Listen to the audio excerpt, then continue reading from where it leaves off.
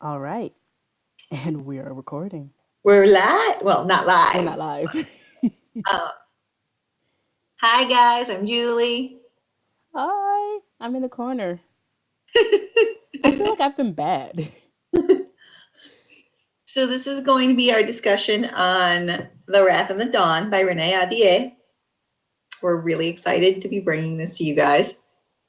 Um, so, tonight, Robin is drinking Bailey's, Bailey's. and I'm drinking hot cocoa in my awesome Forbidden Forest mug.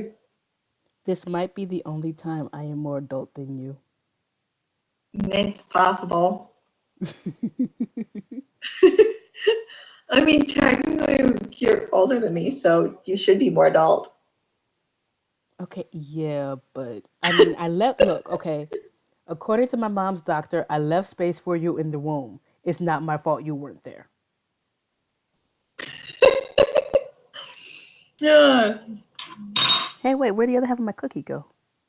So, since we didn't actually get to discuss together our introductions or anything, Robin and I have been friends for what, 10 years? 8 years? 9 years? 9 years? We met in 2008 in I college. was like, I was like 20, and since I'm 29, that's 9 years. Shit. Okay, so we've known each other for 9 years. We met. It was my sophomore year of college. Was it yours too? I'm a bit confused because you took a year off and then, like, Yeah, yeah. so it was your sophomore year as well.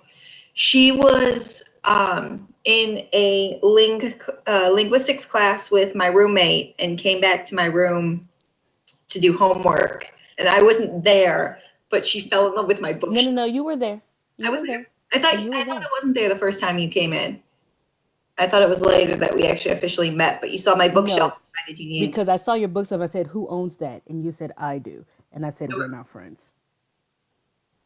And then we became. And then I talked to you every day for 2 weeks. And then we were actually friends Yeah. And then we stayed friends with you for with 9 years. for like a cross country move and It was only 4 hours.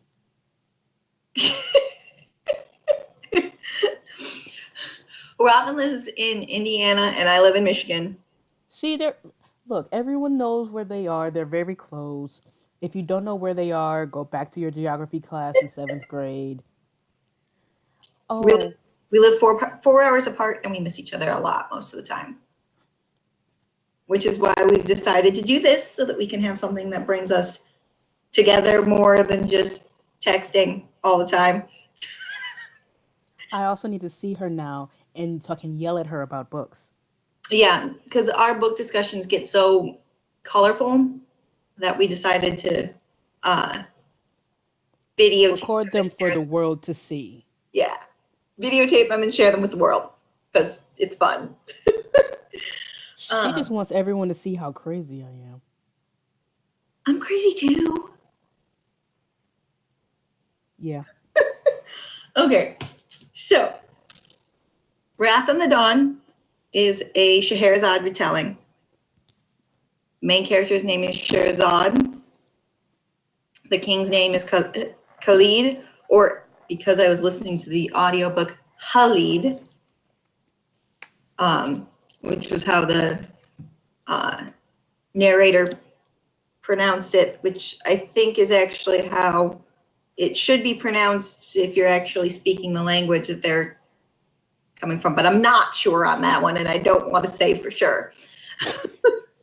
But it takes place in Khorasan, which in our research we learned is actually a former country in the Middle East, not just one made up, which is kind of cool. We read a lot of fantasy, so usually it's like made up countries that can be correlated to ours, but this was actually like a legitimate country back in. Do you know what years it was, Robin? Long time ago. Look, 14th to the 16th century, possibly. Okay, so about like Renaissance age, sort of. Oh wait. Um,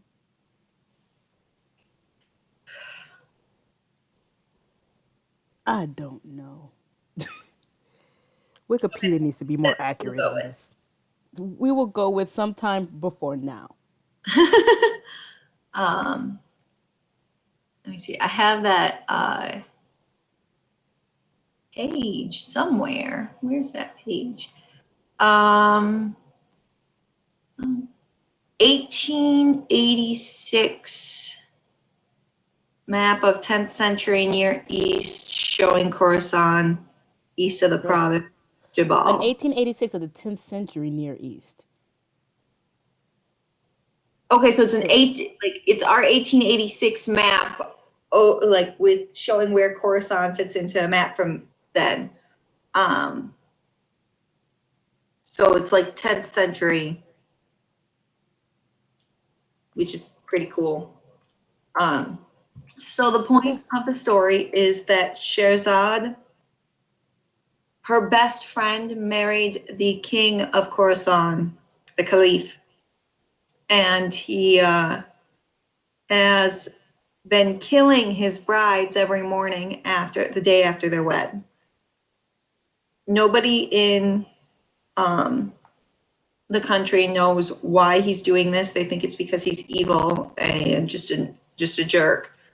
Um, but Sherazad decides to volunteer to marry him in order to make him fall in love with her and then kill him to get revenge. She is engaged to her best friend's cousin. They grew up together. Her Shiva's death was devastating to her, and that sets up the entire start of the story. Now, in the beginning, it shows a discussion between the captain of the guard and his father about how the caliph won't be able to hold up to this. So it kind of implies that there's something more going on there than just strictly he's a murderous fiend. But it takes a little while to build into it. Hold on a second. My glasses are ridiculously dirty. My glasses are over there. Well, I can't actually see without mine. Unless I have contacts that I need to go to the eye doctor and get. My contacts are way over there. I can't see with them. I'm literally blind. Why did we think this was a good idea again? Because our tangents are hilarious. Okay. Okay. So, over the course of the book, Sherzad falls in love with the Caliph because she realizes as she gets to know him that he's not the monster she thought he was. She still can't reconcile why he's doing this versus like why he's doing this compared to his personality and who he really is. Because the moment he starts falling in love with her, he says she cannot die. Like he puts her under his protection so that his household won't kill her. And come to find out there's a curse. His first wife killed herself, and her father cursed him that for 100 nights he has to kill his brides. And if he fails, his entire country is going to be destroyed.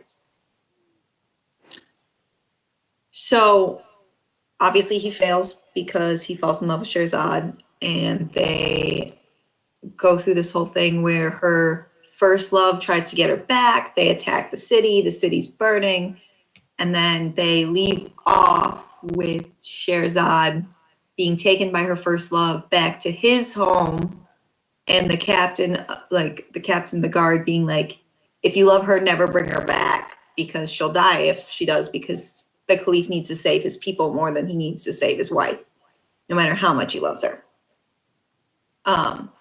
So my thoughts were it was a really good book. I enjoyed it thoroughly. there were moments where I was just like, I need to talk to Robin about this. I need to talk about what's going on. And then it's like, no, we have to do this on camera because we had this idea. And And we still argued. I give it 4 stars. There were a few things that were a little off. We both kind of agreed that Khalid as a character was kind of standoffish, and if any of you have read A Court of Thorns and Roses, he's a lot like Tamlin. He doesn't show very many emotions except anger. And I think the biggest difference, though, is that He cares. he has emotions, he just buries them. Like, he hides them really well, because otherwise, like, killing his brides that he actually kind of cares about every night, like, even the ones he doesn't really love at all, they're still his citizens. He still doesn't want to have to be killing them. He wrote 78 letters saying, I'm sorry. Right.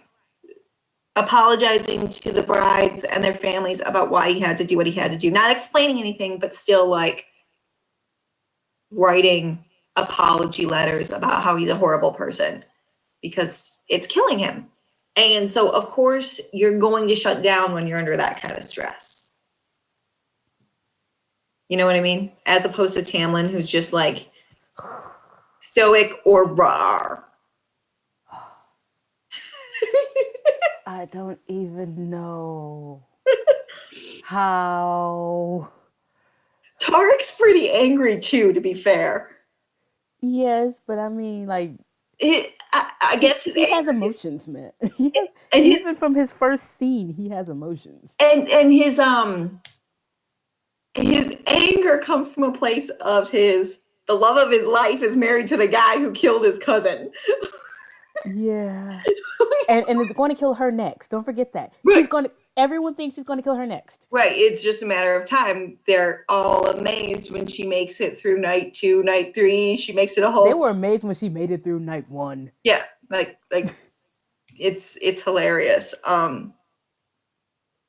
But the thing that stuck with me most is, like,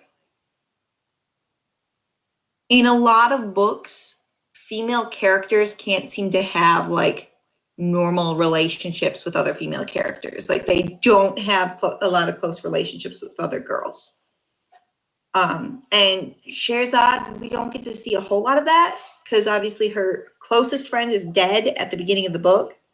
But you can tell she really cares about Shiva a lot.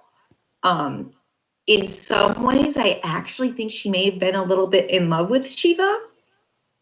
The way she describes, like, how much Shiva meant to her and stuff, it's a little bit on the edge of, like, just beyond true friendship. Not that they're not true friends, but it's a little bit more than I'd usually expect from a friend relationship. But then again, it's a different culture. Female friendships may mean different things there. And the depth of which he loved her, it to me, it seemed almost romantic. But then again, there's a few of those where it's like the person grieves so hard for this person that's not their spouse, and it's probably because of, like, a lot of ideas we have about romance are a little ridiculous, and you can love your friends just as much as you love your spouse. They're just as important, emotionally speaking. I mean, if we go back to that, oh God, my memory sucks. So back to A Court of Thorn and Rose, not even that one, the next one. Whatever the heck it's called. Wings and Ruin? Wings and Ruins the third, Mist and Fury. That one, yeah. If we go back to that, and oh God. But if we go back to, the second and third books of that, the Inner Court, I feel, would do that in a heartbeat. Yeah, I agree. And I mean, along those same lines, Aelin in Throne of Glass really truly grieves like hardcore for Nehemia. Oh my god. Like For a book, and that for like 3/4 of a book. I seriously feel like she grieves more for Nehemia than she did for Sam. Well, I mean, she didn't have very much chance to grieve for Sam. She was in Endovia. Yeah, we didn't get to see she had a whole year to deal with that while she was in Endovia. Well, I mean, you don't really get to deal with things when you're a slave. True. Like a slave doing stuff that kills most people. Most people don't even last a year. But so her relationship with Shiva, you can tell, is very like not a typical young adult novel feelings for other women. Her relationship with her maid Despina, who I believe is actually a slave. I know she came there as a slave. I wasn't sure if she was still a slave at the point we were at in the book. I think she is. But she's Thebian, which makes her a lot whiter than the other characters in the book, but they're still really good friends. She helps protect her. Like, she worries about her when the palace is falling down. They keep each other's secrets. They do all this other stuff. The only time you really see typical girl on girl catty behavior is when what's her face comes in. What was her name? Yasmin. Yasmin? Yeah.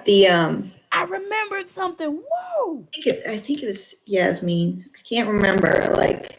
It's Yasmin because I do a dance called Yasmina. Yes, Yasmin. So she's the daughter of another man. Opposing warlord, isn't it? Yeah, something like that. He's in charge. Sultan of Parthia. Yeah, Sultan of Parthia. Which is the kingdom next door. And she apparently had been in love with Khalid forever, and therefore was very upset that, he married Sherazad and seems to be in love with her because he hasn't killed her yet. Because everybody pretty much assumes once she lives through the first night that he's just so in love with her that he can't live without her, which I suppose is sort of true. Like, he didn't kill her that first night, so. I have to say, I was expecting more stories. I was too. I was really kind of surprised that they didn't actually stick with the stories every single night. I mean, I wanted at least more than 2. Because the original Scheherazade tale is that she tells one story that every night ends on such a cliffhanger that he can't kill her. So it's one story that she tells a little piece of every single night until dawn, and she tells it over 1,000 nights. And this one, literally within 3 nights, she's told enough of the story to where you can't let her go. And then they really, they talk a lot throughout the rest of the nights, but they never really, get back to storytelling. Yeah. Because they told, the one of Ajib, she started a little bit on Aladdin, and then she told that one about Margaret? Something like that. Something like that. The guy with the blue beard who was killing his brides. And sends him off into a rage. Yeah. But yeah, I really liked it. I liked the characters. I felt they were pretty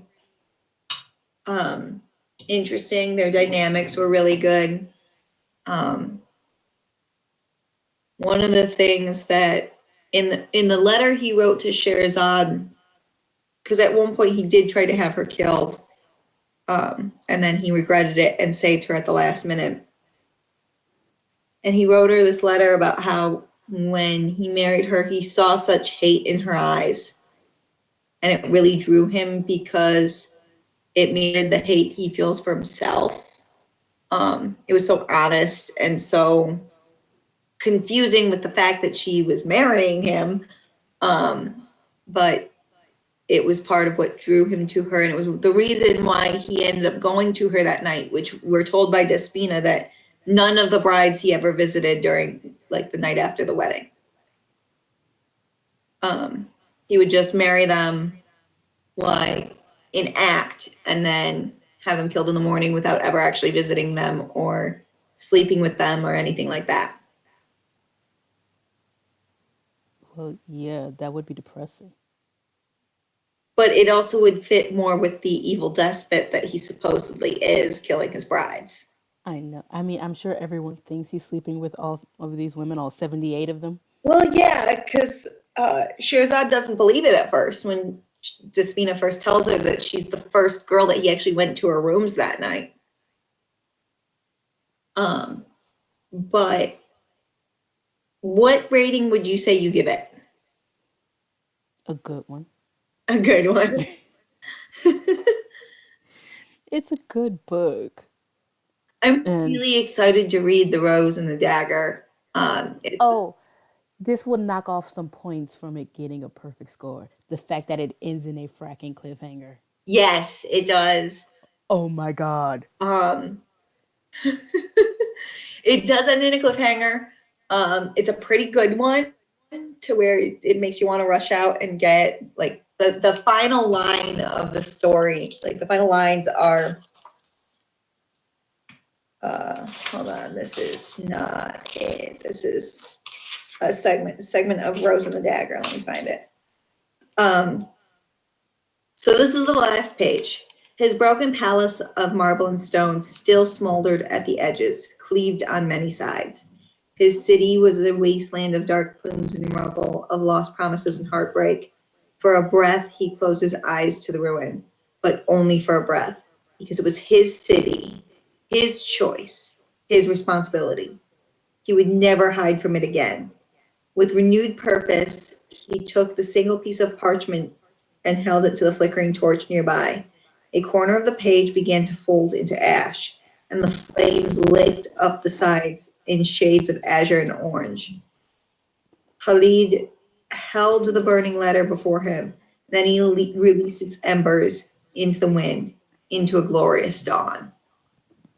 And so it's setting it up for like, he's clearly decided he's going to kill her if he finds her, which is why the captain of the guard, I'm blanking on what his name is right now. Rahim? No, Rahim's Tariq's friend. Oh boy, I gotta go find it. Jalal. It was Jalal. Yeah. Why Jalal told Rahim and Tariq to take Sherazade with them and make sure she doesn't return because she knows about the curse, and with everything that's happening, she's likely going to try to return to have herself killed to save the people. She is. The way she was screaming out when they took her, Right. she's like, I'm ready. Basically, she was ready to die for this. Yes, because it's their people, and she's being a good queen. Really. But it's interesting that this is the only letter he burns. Yes. Yeah. Like he kept every other letter, but he's deciding to destroy this one. Yeah. I don't know. Maybe because he's letting go of his love for her, whereas the other ones were like, he didn't love them. He just felt really bad that their deaths were necessary. So it did end on a cliffhanger. To me, a cliffhanger is not that big of a deal, especially if I can run out and get the next book. The only unfortunate part is we had to wait to start reading it so that we could have this discussion, and it's been really hard to find time to fit it in, and with the YouTube thing and everything like that, we just had so much trouble. But it's a really good book. You should read it. We left some stuff out so that it could be a surprise for those of you who haven't read it yet. If you have read it, you should let us know your thoughts in the comments. And so the next one we're going to be reading is The Rose and the Dagger. It's the sequel. So what we're going to do is anytime we pick a series, we are going to read the entire series all the way through. Unless we decide to pick Dark Hunters, we're not doing that. Unless what? We pick Dark Hunters, we're not doing that. No, that would take too long, but we probably won't pick Dark Hunters. We both kind of read the whole thing, almost. No, we only read like the first 20. I've read up to like 28 at this point. Okay, there's like 35. But so we're gonna pick series or standalones. If we pick a series, we're gonna read all the way through the series and check in at the end of each book with what we thought. We are going to let you guys help us decide our next series. We have a few options that I wrote down so I didn't forget. Truth Witch by Sarah Dennard, The Alchemist, which I'm not sure who the author of that is. Keep talking, I'll find it. An Ember in the Ashes by Sabaa Tahir, and Falling Kingdoms, which I'm also not sure about who the author is. Okay, apparently I won't be looking this up because my computer doesn't feel like it right now. Oh, there it is. That's not even the right book.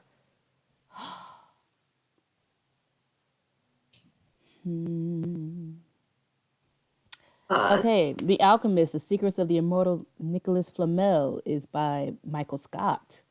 Michael Scott? And Fallen Kingdoms is by Morgan Rhodes. So you guys can let us know what you think we should read next. I'm honestly leaning more towards Truth Witch, I think. I've been leaning that way too because I keep looking at it in the library, not the library. I keep looking at it in Barnes and Noble. And That's the one that had the like novella Sight Witch, didn't it? That you got so excited about the character's braids on the cover. Hold on a second. I've seen the cover. I mean, it's possible because I like braids.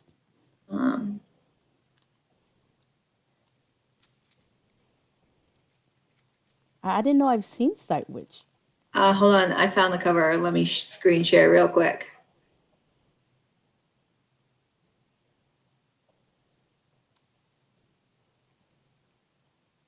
Oh, yes, that is it. So you've been wanting to read that one for a while. Yeah, I mean, if I had money, I would have bought it. So we are going to do The Rose and the Dagger next to finish off this duology. And then we will do whichever of those four we, with hopefully your guys' help, decide to do. Hopefully you'll choose Truth Witch. Just saying. Personally, I also would really be excited for An Ember in the Ashes because my husband bought me the first two books recently and I haven't gotten to them yet. So give me the excuse to put them at the top of my shelf. Empire, whatever Throne of Glass book you're on, that's at the top of your list. Queen of Shadows. Okay, yeah, that's at the top of your list. I'm getting there. I have a bunch of library books to read, and I still need to read Children of Blood and Bone, because I can't do it from the library. It's due on. That sounds like depressing. I don't think it will be. And terrifying. Like, I don't think it will be. Okay. It's called Children of Blood and Bone. That sounds like a horror movie. But it's supposed to be like African orishas and stuff, like, so. Okay. You tell me how that goes. If I tell you it's not as dark as you think it is, will you read it? That depends. Because do you remember what happened when you told me about Three Dark Crowns? I did not tell you that one was not as dark as I thought it was. Julie, I almost destroyed my Kindle. Did you ever read One Dark Throne? No. Are you going to? Okay, see, here's the problem. I do remember one thing from the end of Three Dark Crowns. Unfortunately, when you have three protagonists, that means I only remember 33%. And therefore, I would have to reread Three Dark Crowns. Oh. Wait, So I like no, any I might be up to two. Take them back. I might be up to remembering what two of them can do or what happened. um I'll read just about anything. And Robin's a bit more picky in her reading. I will read it. I will complain the entire time I'm reading it. Um but I like I'll read contemporary, I'll read anything. Robin has a very specific wheelhouse of books she absolutely loves. Oh my God, do I? Unfortunately, it's hard to find them. So if any of you have read Tamora Pierce books, her circle books are pretty much exactly everything Robin tries to find every time she reads a new series. Those are like perfect. She likes fantasy I do like with magic with magic. and a circle of friends that are bound, like have some sort of magical bond, And not necessarily friends, it can be sisters. that they are stronger together than apart. So like she likes Twitches, she likes the circle books, things like that. We do have I a quartet on our list that we eventually kind of want to get to. The Balefire books by Kate Tiernan. Those will take us a really short time. They're like 250 pages a piece, and the book is like, oh, that's a day. yeah, I know, right? It'll be really easy. We might even like just read the whole thing, the whole. That's like not even a book. What the gosh. So what? It's not a book unless it has at least 300 pages. No, 350. Otherwise, it's a pamphlet. We like big books for the most part. I like big books and I cannot lie. But I miss you, Julie. Some of these we'll have read before. Some of them we won't. Some of them one of us might have read before. Maybe we should just reread the circle books to make me happy. Oh yeah, we can't do Dark Hunters, but we can do Circle, even though it's like 12 books. It's only not, well, 10, 11. It's only 11 books. Okay, we don't need to read Melting Stones. We don't need to read Battle Magic. Because it doesn't have the whole. Uh-huh. And really, in that case, we don't even need to read The Circle Opens. So that just leaves us 5 books.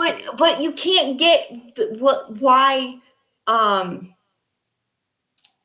Will of the Empress is so important if you don't read The Circle Opens. Okay, but we have read The Circle Opens. Okay. We can talk about it without rereading it. Robin. You are the one who remembers everything. We need to fit Tempest and Slaughter in on this at some point. In fact, we may as well just reread all of Tamora Pierce books because we love Tamora Pierce. We do. I am staring at the Will of the Empress right now.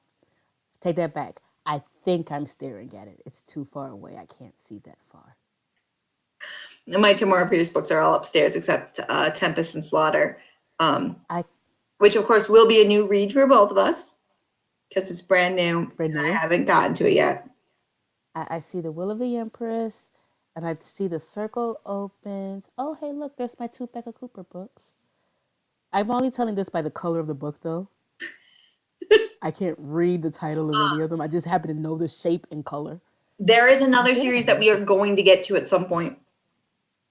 Hopefully, when we have a if we get a decent following at some point. I know what you're talking. It's called The Blessings of Mirilla by Christian Goodwin. It's one of our favorites, and the author is a friend of Robin's. um, Gildy, actually. But they're so good, and they don't quite fit Robin's wheelhouse of perfect books. They're pretty darn close. Um, I was tempted to tell Kristen the kind of book I want and tell her to write it. wow, Robin, you're getting to the point of like, really? Well, what good is knowing an author if I can't just use that poem? Um, so we'll probably reread all of our favorites at some point just to be able to like discuss character flaws and like this discussion probably would have been a little bit more animated if it hadn't been like 2 weeks since we finished the book. next Also, next time we'll have to do it like right away. yeah. Also, we need to eventually do at least one bad book with buddies. Yes, that's another thing that we want to do is we want to discuss awful books too because that'll be really funny. Oh God, there will be yelling. we have a couple of books on that list as well, but we wanted to get started on books we actually kind of like that we might actually like and enjoy. So that we can start this off on a good note, because if we read a bunch of bad books that like right off the bat, we might just hate our lives and end this right away. I don't know. Yelling is kind of fun. So we have It a few gets off ideas the for that one. We may actually stick to more like some really mainstream books for that, the ones that like everybody knows and has read, but we haven't because of not wanting to read Bad books. bad self-insert novels. But we'll reach that when we come to it. Let's get a couple of like standalones, some duologies out of the way first before we start venturing into like books that we're gonna hate. But This will be Three Dark Crowns all over again. you didn't hate Three Dark Crowns. I didn't. But there was a lot of saying, "What have you made me read?" You actually, because the story of Three Dark Crowns is really good. But I can't even remember what I was angry about. it's very dark. Like they have to, like sisters have to kill each other violently. Yeah, Like there's a lot of violence in those books. it's like Hunger Games level violence. I think it might actually be a little bit more descriptive on the violence than Hunger Games was too, though. That might be why I am more upset with that and not so much at the Hunger Games. Yeah, because you're fine with violence as long as it's like glossed over. But don't tell me about someone's severed head being somewhere. We might venture if you find a book into like that. A Court of Thorns and Roses at some point because we both really love that trilogy, and we enjoy tearing apart Tamlin. Because one of the best things about that is like neither of us really liked the first book. I read the first book, and thankfully, thanks to the internet, I already knew a little bit about the second book and knew Tamlin was an endgame. And if I hadn't have known the spoiler that she wasn't going to end up with Tamlin by the end of the series, I would not have continued on with the series. So I read A Court of Thorns and Roses and was like, it's okay. It's not great. I kind of hated the love interest, and I was like, just let me move on from this guy. And then I read A Court of Mist and Fury, and I was like, this is an amazing book series. Robin, you have to read it. And then she read A Court of Thorns and Roses and was like, why do you like this? I mean, dude. It was a whole lot of nothing for like 150 pages. And then she read A Court of Mist and Fury and was like, this is amazing. Because Reason is a much better character. Yes. Yes, he is. Like, like I said, the first book was like, this is nothing to write home about, I didn't know that Tamlin was not in game. Right. Right. No, I And so kept that from her. I'm just like, I made her suffer through Tamlin without the hope. I didn't hate Tamlin. He just had no personality. A wet rag had more personality. Yeah. And it's just like, okay, yeah, we need to reread those books. And there might be even more alcohol than this. And we Might be like 6 like, I mean, I know I'm reading a Queen of Shadows right now, but we may do that series too, because I'm really, really liking that. That's a significantly longer series. It is. With big, it's long, huh? I said eventually. It's a long series with like big books. They're not small books. At least Dark Hunter has relatively small books. Sometimes except for Styx and Acheron. They've gotten huge. Well, that's true. They've been getting bigger and bigger. It's really funny because I have Acheron on my shelf too, but it's in paperback, so it looks small. It probably has Bible venture back into that I haven't read in a few years that I'm not sure if you've read anytime recently is the Terre d'Ange books. Those were some good books. I think that might have been the first book series I got you into. Either that or that one that ends on a cliffhanger because she wasn't sure she wanted to get back into it. Those are sitting down there too. Yeah. And I like them. I'm just pissed that they end off in a cliffhanger because it's like, maybe one day I'll come back. It's like, no.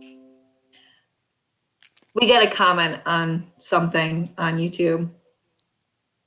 Oh, you got a comment? Yeah. I got a comment from something on Facebook. No, on our YouTube channel. Hold on, let me pull it up. Yes, we're going to talk about our YouTube channel while we're on our YouTube channel. Oh no, this is from my comment on the Bibliophiles unboxing video. I commented that I loved my Owlcrite 2, and I can't wait to read the book.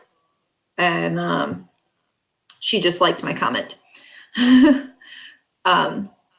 But speaking of, I will be doing unboxing videos when I get my Owlcrites on our channel.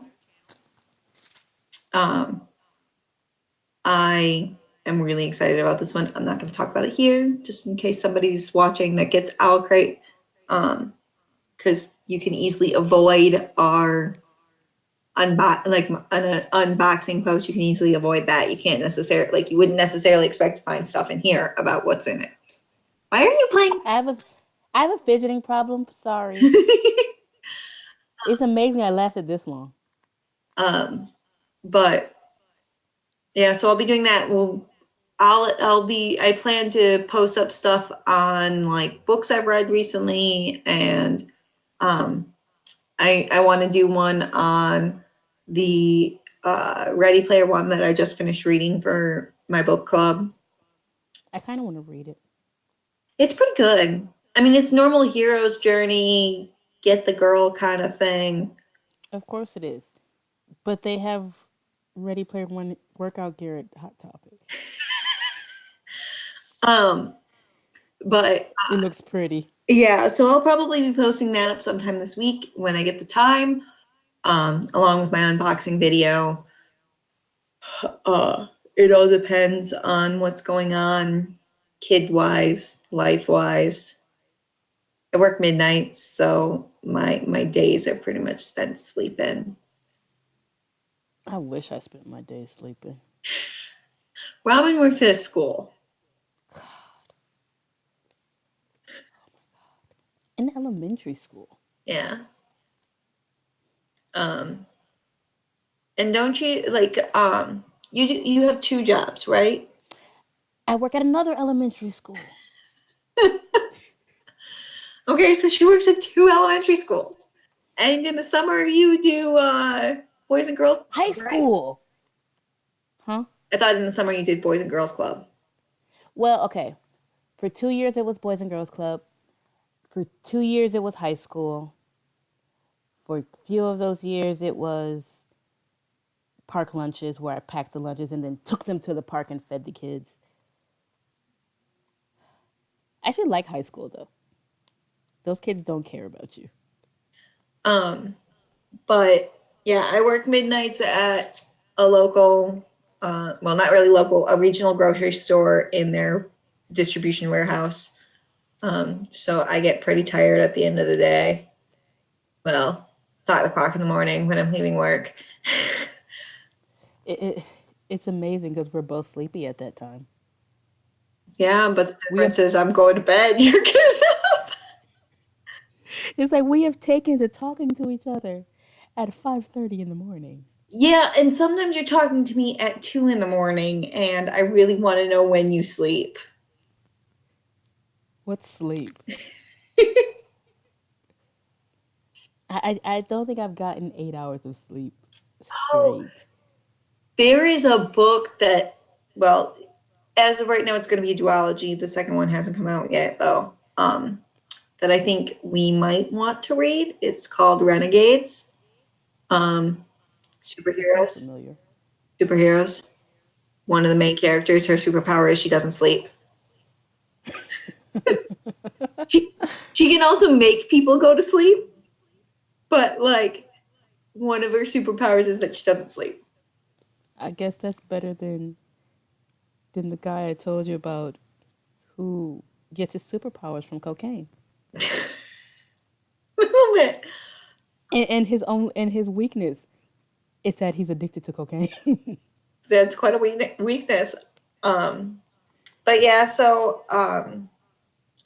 we may also do another video sometime soon. I'm not sure about how Robin felt about this idea, but I brought it up earlier that we should do a new to booktube tag or something of the like. And that one would be kind of cool where we could talk together about like each of our things instead of individual videos. But we're really excited to be joining you guys on BookTube. It's something that we've been talking about for a little. Stupid watch. Stupid watch.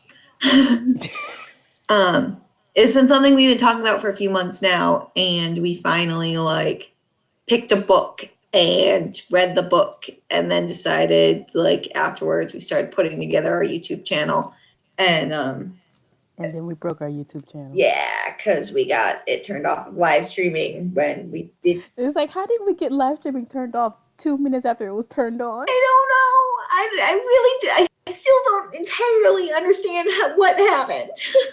Like, I get that we uploaded like a 2-second video of nothing, but how did we do it? Because YouTube sucks. I don't know. But yeah, so hopefully we'll get live streaming back soon. We really, really want to be able to do this the way we imagined, with like us being able to reply to people's comments and whatnot. Me not being stuck in the corner. Yeah. It would It's be like the timeout score. it would be really cool. Hopefully we get there.